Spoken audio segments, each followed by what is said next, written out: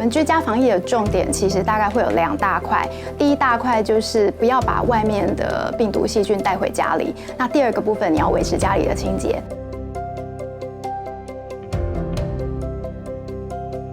我们现在卫福部一直在提醒大家的，就是要多洗手。你去人多比较拥挤的地方，你需要戴口罩。从外面一个比较脏的环境回到家里的时候，你可以把外套挂起来，就在门口，衣服回到家把它换掉，然后赶快去洗手。你家里的门把，然后另外电铃、信箱，好，那这一些其实是你都会不知道有谁摸过，然后你也会常常摸它，所以这个其实定期消毒。那表面的消毒，你可以用75% 的酒精，或者是用次氯酸水，好，那或者是500 ppm 的漂白水，这些都是 OK 的。当然，家里的居家清洁其实很重要，适当的使用比较好的吸尘器，其实也可以让你家里维持一个比较干净的一个状况。你要注意这个吸尘器它是不是密合的，就是你吸进来它不会再跑出去，没有2次污染危险。你吸的时候，它是不是能够有一个有效的滤网，把脏东西过滤在里面？好，所以滤网其实你也要稍微注意一下。你可以选择有 HEPA 滤网的一个吸尘器，那可能它会更有帮助。那另外就是家里的空气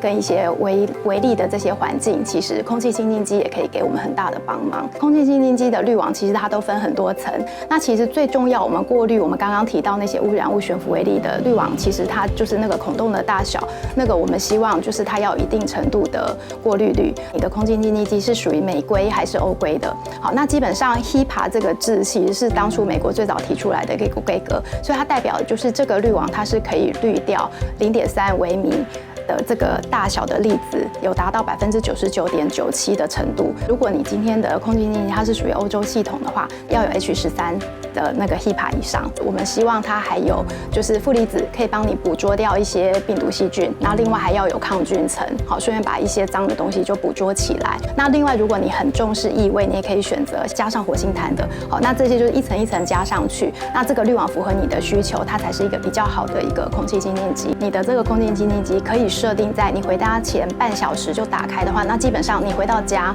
好，它就是一个干净的一个空气。